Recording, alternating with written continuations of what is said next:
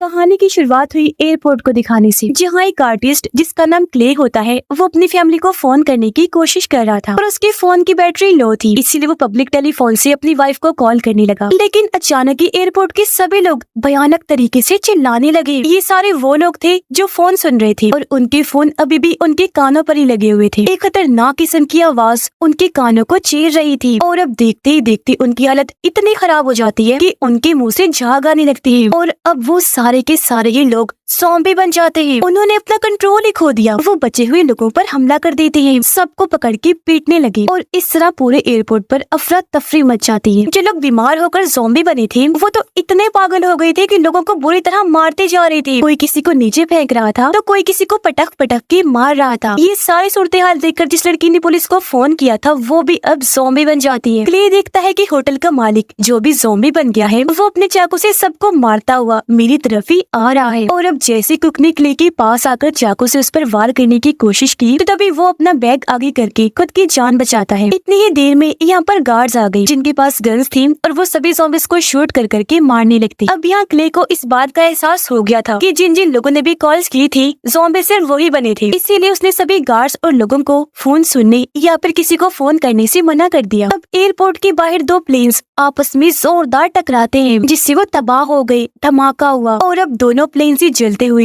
Airport के अंदर घुस जाते हैं। इस हादसे में सारे लोग मारे गए जबकि क्ले जो पहले ही सब कुछ देख चुका था वहाँ से भाग गया और इस तरह से उसकी जान बच गई। लेकिन उसके पीछे दो ज़ॉम्बी पड़े हुए थे जो उस पे हमला कर देते हैं। बचते हुए वो जैसे तैसे बाहर आ गया जहाँ तभी एक ट्रेन आकर रुकती है। ट्रेन में से दो आदमी निकलकर बाहर आए जो क्ले को उस ज़ॉम्बी से बचाकर ट्रेन के अंदर ले जाते हैं। अंदर कुछ और लोग थे जो बिल्कुल सही सलामत थे, मतलब उनमें से कोई भी ज़ॉम्बी नहीं बना था, तो इसलिए क्ले उनको भी अलर्ट करता है, फोन सुनने और करने से मना भी करता है। तभी यहाँ पर ट्रेन ड्राइवर आया जिसका नाम टॉम था। वो बताता है कि सारी ट्रेन बंद हो गई हैं, इसलिए अब हमें पैदल ही चलकर सभी सुरंगों को पार करना होगा। लेकिन क्योंकि सभी लोग काफी डरे हुए थे तो वो नहीं जाते, सिर्फ क्ले, टॉम और उनके साथ एक लड़का ही आगे बढ़ता है। ये लोग अब सुरंग के रास्ते आगे बढ़ने लगते हैं। कुछ दूरी पर इन्हें रोशनी दिखाई दी जहाँ कुछ लोग खड़े हुए थे। अब इससे पहले ये उन तक पहुँचते एक ज़ॉम्बी बाहर आकर इन पर हमला कर देता है। कुल्हाड़ी से उसने लड़के पर हमला कर दिया जिससे वो वहीं मारा गया। अब ये आवाज सुनकर वो लोग जो सामने खड़े हुए थे भागकर इनकी तरफ आने लगते हैं, जिससे हम समझ गए कि वो कोई नॉर्मल इंसान नहीं बल्कि ज़ॉम्बीज़ ही थे। अब यहाँ ज़ॉम्बीज़ की भीड़ लग गई, इसलिए क्ले और टॉम अपनी जान बचाने के लिए सीढ़ियों के जरिए ऊपर जाने लगते। अब एक ज़ॉम्बी भी इनका पीछा करने लगा, तेजी तेजी वो भी ऊपर आने लगता है, पर क्ले और टॉम जल्दी से बाहर आकर फौरन ढक्कन को बंद कर देते हैं और वो अब सड़क पर आ गए। फिर ये लोग क्ले की बिल्डिंग में पहुँचे जिसका पूरा दरवाजा टूटा हुआ था, जबकि जमीन पर इधर उधर पड़ोसियों की लाशें पड़ी हुई थी जिनके पास खून फैला हुआ था। क्ले के घर पर आकर टॉम देखता है कि उसने दीवारों पर अजीब तरह की पेंटिंग्स बनाई हुई हैं, क्योंकि जाहिर है वो एक आर्टिस्ट है। क्ले देखता है कि मेरे घर का फोन खराब है, इसीलिए वो टॉम का मोबाइल लेकर अपनी वाइफ को मैसेज करता है, उसे भी फोन सुनने से मना करता है। लेकिन आगे से जो रिप्लाई आया वो काफी बड़ा था जो इन्हें समझ नहीं आता। मैसेज करने के बाद टॉम उसे कहता है कि अब फोन को फ्रीजर में रख दो ताकि इसकी बैटरी जल्दी लो ना हो। शाम को जब ये दोनों आराम से बैठे हुए थे तो तभी दरवाजे पर दस्तक हुई। अब क्ले ने जाकर बड़े आराम से दरवाजा खोला। वो देखता है कि वहाँ पर मेरी पड़ोसन लड़की है जिसकी भी हालत खराब थी, खून से वो भरी हुई थी, लेकिन वो ज़ॉम्बी नहीं थी। उसने हाथ में चाकू पकड़ा हुआ था। वो काफी डरी हुई परेशान नजर आ रही थी, इसीलिए क्ले उसे घर के अंदर कर लेता है और वो लड़की डरते हुए बताने लगी, साथ साथ रो भी रही थी। कहती है कि मेरी माँ भी ज़ॉम्बी बन गई थी, इसीलिए मुझे अपने हाथों से अपनी मॉम को मारना पड़ा। क्ले उसे कहता है कि जाकर नहा लो। पहनने के लिए वो उसे अपनी वाइफ के साफ कपड़े देता है। थोड़ी देर बाद क्ले फैसला करता है कि मैं अपनी फैमिली को ढूंढने बाहर जाऊंगा, क्योंकि जबकि सारा हंगामा शुरू हुआ था तो उससे पहले क्ले की अपनी वाइफ से बात नॉर्मली हुई थी, तो इसीलिए क्ले को लगने लगता है कि हो सकता है वो अभी भी ज़ॉम्बीज़ ना बने हो, उसकी वाइफ और बेटा जिंदा हो। इसीलिए टॉम और वो लड़की भी उसके साथ जाने के लिए राजी हो जाते हैं, पर क्योंकि तीनों ही काफी थके हुए थे तो इन्हें आराम की जरूरत थी। जैसे ही रात हुई ये लोग सो जाते हैं। अगली सुबह इन्होंने देखा कि सड़कों पर सैकड़ों की तादाद में चींटियों की तरह ज़ॉम्बीज़ घूम रहे हैं। तीनों ने हथियार लिए और बिल्डिंग से बाहर आ जाते हैं। इन्होंने देखा कि ज़ॉम्बीज़ का एक काफी बड़ा झुंड एक जगह पर घूम रहा है। तभी बाइक पर बैठे दो लड़के वहाँ से गुजरते हैं। आवाज सुनकर ज़ॉम्बीज़ का ध्यान उनकी तरफ गया तो वो उनके पीछे भागने लगते हैं। सड़क क्योंकि खाली थी तो मौका देकर ये तीनों वहाँ से बच निकलते हैं। चलते चलते ये लोग एक घर के पास पहुँचे। जाकर नोट देखकर इन्हें उम्मीद थी कि यहाँ पर हमें हथियार मिल सकते हैं। अब ये लोग बड़ा ध्यान करते हुए आराम आराम से घर के अंदर गए। सबसे आगे वो लड़की थी। जैसे वो बेसमेंट में गई ये देखकर काफी डर जाती है कि वहाँ पर लाशें ही लाशें बिखरी पड़ी हैं जिनको बुरी तरह तरह काटा गया है। यहाँ भी हर तरफ खून ही खून फैला हुआ है, लेकिन फिर भी खुद को संभालते हुए ये आगे बढ़े, जहाँ इन्हें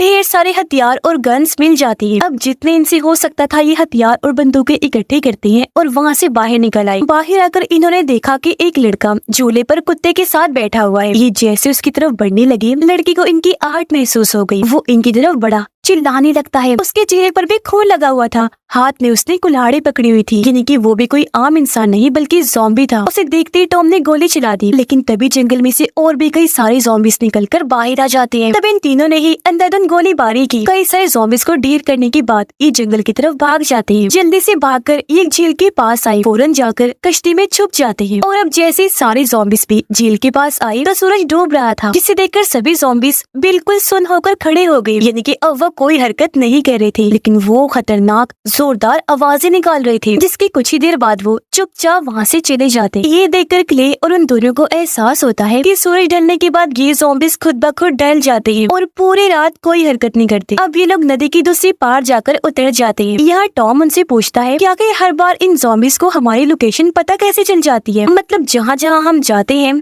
एक ज़ॉम्बी आने के बाद वहाँ पर ढेर सारे ज़ॉम्बीज आ जाते हैं। तब क्ले बताता है कि जब उस लड़के ने हमें घर के बाहर देखा था, ये जो झूले में बैठा हुआ था, तो तब उस ज़ॉम्बी ने बाकी ज़ॉम्बीज के दिमाग में हमारी लोकेशन का सिग्नल भेज दिया था, यानी कि हम इस वक्त कहाँ हैं। तब सिग्नल लेते ही वो सारे ज़ॉम्बीज हमारे पास आ गए, जिसका मतलब साफ था कि वो सारे ज़ॉम्बीज एक दूसरे के साथ कनेक्टेड जुड़े हुए हैं। जिसके बाद क्ले, टॉम और वो पड़ोसन लड़की फिर से वहाँ से निकल गए। पूरा दिन ही चलते रहते हैं। जब रात हुई तो इन्हें एक जगह पर म्यूजिक की आवाज सुनाई दी। ये लोग उसका पीछा करते करते एक एकेडमी तक पहुंचे, जहाँ एक स्टूडेंट और एकेडमी का प्रिंसिपल छुप कर रह रहे थे। ये दोनों क्ले, टॉम और लड़की को बताते हैं कि जब तक ये म्यूजिक बज रहा है तब तक कोई खतरा नहीं है। जिसके बाद वो इन तीनों को एक ग्राउंड में लेकर आए। इन्होंने देखा कि वहाँ ग्राउंड में हजारों की तादाद में ज़ॉम्बीज सो रहे हैं और ये म्यूजिक की आवाज उनके फोन्स और मुंह से आ रही थी। इस दौरान तो प्रिंसिपल ने एक ज़ॉम्बी की टांग कुल्हाड़ी से ही काट दी, लेकिन उसने कुछ भी नहीं कहा, क्योंकि वो मजे से सो रहे थे, म्यूजिक में इतना मगन थे कि उन्हें आस पास का कुछ भी महसूस नहीं हो रहा था। जिसके बाद प्रिंसिपल उन्हें अंदर लेकर गया, बताता है कि इन ज़ॉम्बीज को कभी भी ये खबर ना हो कि हमारा सोना जरूरी नहीं है और वो उठ जाए, क्योंकि अगर वो जाग गई तबाही मचा देंगे, तब दुनिया को खत्म होने से कोई नहीं रोक पाएगा। फिर वो कहता है कि इससे पहले ये सारे ज़ॉम्बीज उठे, हमें पहले इस सारे ज़ॉम्बीज को मार देना होगा। और अब यहाँ प्रिंसिपल और स्टूडेंट मिलकर अपना प्लान बताते हैं कि हमने सोचा है कि हम उस मैदान में पेट्रोल छिड़क कर आग लगा देंगे, जिससे होगा ये कि आग में जलकर सारे ही ज़ॉम्बीज मारे जाएंगे। जिसके बाद क्ले और टॉम एक ट्रक में बैठकर बहुत सारा पेट्रोल लेकर ज़ॉम्बी से भरे हुए मैदान में जाते हैं। सभी ज़ॉम्बीज पर उन्होंने पेट्रोल छिड़क दिया। इसके बाद प्रिंसिपल एक जलता हुआ तीर मैदान में छोड़ देता है। जैसे वहाँ आग लगी, देखते ही देखते फैलती गई, जिसकी लपेट में आते ही बहुत सारे ज़ॉम्बीज मरने लगते हैं। वहाँ पर काफी बड़ी जबरदस्त आग फैल गई थी, मगर कुछ ज़ॉम्बीज किसी तरह आग से बचकर उठने लगे। उन्हें देखते ही क्ले और उसके साथी ज़ॉम्बीज पर अंधाधुंध गोलियां चलाने लगते हैं। अब अचानक ही आग बढ़ती बढ़ती उनके ट्रक तक आ पहुंची। यहाँ काफी बड़ा धमाका हुआ, जिसमें बेचारी प्रिंसिपल की मौत हो जाती है। अपने प्रिंसिपल को मरता हुआ देखकर स्टूडेंट को बहुत बुरा लगा, वो दुखी था, गहरा सदमा हुआ था। तब क्ले जैसे तैसे उसे सहारा देता है। अब ये लोग उस एकेडमी से निकलकर काफी देर तक चलते रहे। इधर उधर भटकने के बाद आखिर इन्हें एक खाली पड़ा हुआ थिएटर मिल जाता है। ये जगह उन्हें क्योंकि हर खतरे से महफूज लग रही थी, तो उन्होंने यही छुपने का फैसला किया। क्योंकि काफी थके हुए थे तो जल्दी सारे लोग सो गए। लेकिन क्ले को अचानक ही बाथरूम से कुछ आवाजें आने लगी। वो जब बाथरूम में चेक करने गया तो यहाँ पर एक लड़का था, जो भी ज़ॉम्बी ही था, लेकिन वो सबसे खतरनाक ज़ॉम्बी था, क्योंकि उसकी शक्ल काफी बिगड़ी हुई थी। वो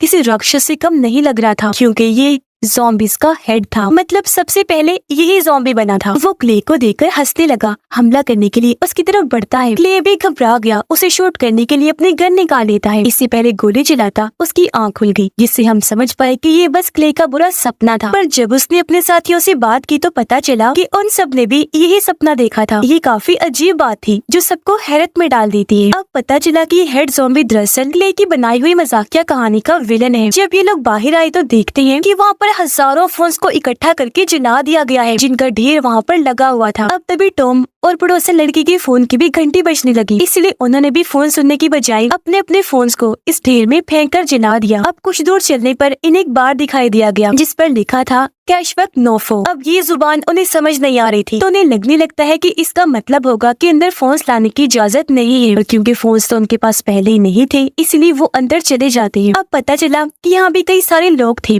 जो ज़ॉम्बिस बनने से बच गए थे, और अब उन सबका प्लान काशवक नामी एक जगह पर जाने का था, क्योंकि वहाँ 1% भी फोन के सिग्नल नहीं आते। जाहिर है वहाँ सिग्नल्स नहीं आते, तो इसका मतलब कि यहाँ पर फोन्स भी कोई इस्तेमाल नहीं करता होगा, जिससे साफ जाहिर है कि वहाँ पर एक भी ज़ॉम्बी की ना होने की उम्मीद हो। अब यहाँ टॉम क्ले से पूछता है कि जो मजाकिया कहानी तुमने लिखी थी उसके आखिर में क्या हुआ, लेकिन इस सवाल का क्ले के पास कोई जवाब नहीं होता, क्योंकि अभी तक उसने वो कहानी पूरी लिखी नहीं थी। फिर थोड़ी देर के बाद ये सब लोग सो जाते हैं, क्योंकि रात हो गई थी। तभी एक औरत को आवाज सुनाई दी, जिस वजह से वो उठ जाती है। वो जब चेक करने गई तो देखती है कि दरवाजा तो बंद है, जिसकी उस पार से आवाज आ रही है, तो वो कान लगाकर आवाज सुनने लगती है। अब तभी क्ले की भी आँख खुल जाती है, जो भी उस औरत के पास जाने लगा, लेकिन तभी अचानक कुछ लोग उठी उसे पकड़ लेते हैं, क्योंकि उन्होंने क्ले पर हमला कर दिया था। देखते ही देखते अब वो औरत भी क्ले की तरफ बढ़ने लगी, क्योंकि पता नहीं कैसे इनमें से कुछ लोग ज़ॉम्बिस बन गए थे। अभी शोर शराबे की वजह से जल्दी बार में हलचल मच गई। बचे हुए लोग ज़ॉम्बिस को मारने लगे। क्ले ने गोली चलाकर एक ज़ॉम्बी की जान ले ली, और ऐसे वो बच पाया, जबकि टॉम भी कई सारे ज़ॉम्बिस को मार गिराता है। और वो औरत भयानक तरीके से एक आदमी के कान में चीखकर उसे ज़ॉम्बी बना रही थी, जिससे यहाँ हम समझ पाए कि अगर कोई इंसान ज़ॉम्बी की आवाज को करीब से सुन ले तो वो भी ज़ॉम्बी बन जाता है, और अब वहाँ के सारे ज़ॉम्बिस कंट्रोल से बाहर हो जाते हैं। बचे हुए लोगों पर बुरी तरह हमला करने लगे, लेकिन टॉम और पड़ोसन लड़की ने अपनी अपनी गन्स ले ली। उन्होंने गोलियों से सारे ज़ॉम्बिस को भून दिया, और इस तरह बचे हुए लोगों को ज़ॉम्बिस से बचा लिया गया। लेकिन वो औरत अभी जिंदा थी। तब पड़ोसन लड़की उसके सर पर रॉड से हमला करती है, वो भी ढेर हो गई, उसकी भी जान चली गई। लेकिन तभी ये लोग देखते हैं कि ज़ॉम्बिस के हमले की वजह से पड़ोसन लड़की की हालत बहुत खराब हो गई है। वो इतनी जख्मी थी कि उसकी हालत मरने वाली हो गई थी। तो अब ये लोग उसे उठाकर बाहर धूप में ले आते हैं, जहाँ वो अपनी आखिरी सांसें लेती है, इनकी गोद में ही दम तोड़ देती है। अब उसे दफन करने के बाद ये तीनों यानी कि क्ले, टॉम और वो स्टूडेंट अपने नए सफर पर आगे निकल जाते हैं। लेकिन वो इस बात से अनजान थे कि सपने वाला वो खतरनाक ज़ॉम्बी यानी कि हेड ज़ॉम्बी इन पर नजर रख रहा है। थोड़ा दूर चलने पर इन्हें कैंप दिखाई दिया गया, जहाँ पर दो लोग थे, एक ट्रक ड्राइवर और एक ऑफिसर थी। और वो दोनों इन्हें बताते हैं कि हम कैशवक जाकर वापस आ गए हैं, लेकिन एक बुरी खबर है, पिछले साल ही वहाँ एक फोन टावर लग गया है। मतलब वहाँ जाने का कोई फायदा नहीं है, वो जगह भी महफूज नहीं रही। फोन होने की वजह से वहाँ भी ढेर सारे ज़ॉम्बीज़ होंगे। बातों ही बातों में इन्हें पता चलता है कि ट्रक ड्राइवर और ऑफिसर को भी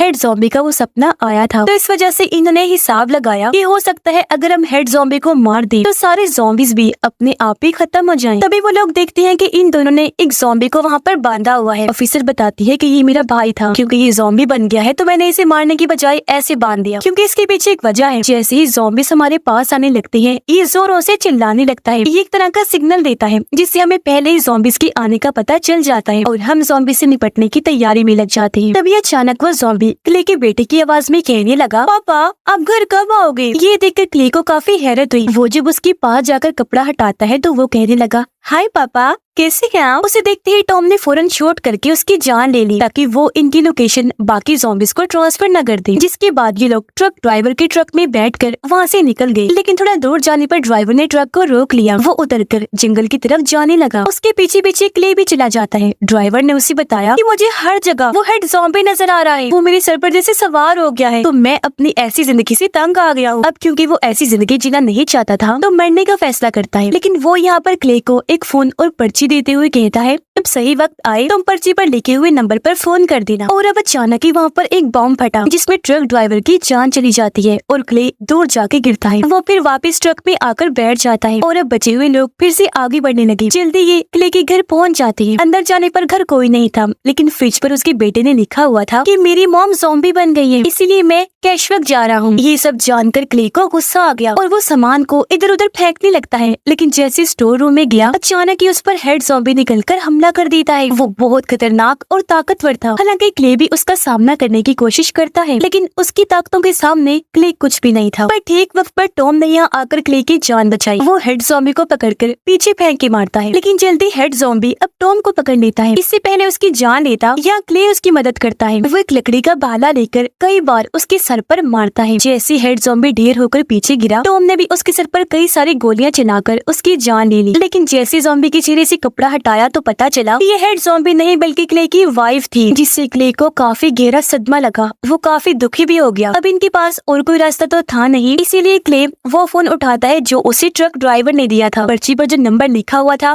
वो उस पर कॉल करने का फैसला करता है। टॉम ट्रक में जाकर देखता है कि ये पूरा ही ट्रक बॉम्ब से भरा हुआ है, जिससे इन लोगों ने ये अंदाजा लगाया कि पर्ची पर जो नंबर लिखा हुआ है उससे ये सारे बॉम्ब्स फट जाएंगे। अब क्योंकि क्ले का बेटा कैशवत में था तो वो अकेला ही वहाँ जाने का फैसला करता है। वो किसी भी हालत में अपने बेटे को ढूंढना चाहता था। वो उन लोगों को अपनी वाइफ की गाड़ी की चाबी देता है। टॉम ऑफिसर और स्टूडेंट को कहता है कि तुम लोग गाड़ी के जरिए कनाडा चले जाना। फिर उसने स्टूडेंट को एक स्प्रे वाला पेंट भी दिया ताकि वो रास्ते में इस पेंट स्प्रे के जरिए अपने नाम के लफ्ज लिखे, जिसे देखकर बाद में क्ले उन तक पहुंच सकेगा। और अब क्ले उन तीनों से मिलकर उन्हें अलविदा कहकर अकेला ही ट्रक में बैठा और कैशवत जाने के लिए निकल जाता है। वो जैसे कैशवत पहुंचा उस फोन टावर को देख लेता है जो पिछले साल यहाँ पर बनाया गया था। क्ले देखता है कि हजारों की तादाद में ज़ॉम्बीज़ टावर के चारों तरफ चक्कर काट रहे हैं। क्ले ट्रक में बैठकर ज़ॉम्बीज़ के बीच में से ही निकलकर आगे बढ़ गया और अब आखिर वो हेड ज़ॉम्बी तक पहुंच ही जाता है। फिर वो ट्रक को जोर से हेड ज़ॉम्बी में दे मारता है, जिससे वो काफी दूर जाके गिरता है। अब क्ले ट्रक से उतरकर कई सारी गोलियों से हेड ज़ॉम्बी पर शूट करता है। अब ज़ॉम्बीज़ के झुंड में उसे अपने बेटे की आवाज आई तो वो बिना सोचे पागलों की तरह उस झुंड में ही घुस जाता है। अपने बेटे को ढूंढने लगा, लेकिन इतने सारे ज़ॉम्बीज़ में अपने बेटे को ढूंढना उसके लिए नामुमकिन लग रहा था। थक हार कर वो एक जगह पर गिर जाता है। फिर वो ड्राइवर का फोन निकालता है, क्योंकि जैसे वो बटन दबाएगा सारे बॉम्ब्स फट जाएंगे। और अब वो यहाँ धमाका करने के लिए बिल्कुल तैयार था, लेकिन अब अचानक ही उसका बेटा क्ले के सामने आ जाता है। उसे देखकर क्ले बहुत खुश हो जाता है, अपनी गले से लगा लेता है। लेकिन अब वो सारी ज़ॉम्बीज़ बहुत ही खतरनाक तरीके से चिल्लाने लगते हैं, भयंकर आवाज निकालने लगे। और अब जैसे क्ले का बेटा भी सब में शामिल हो गया तो क्ले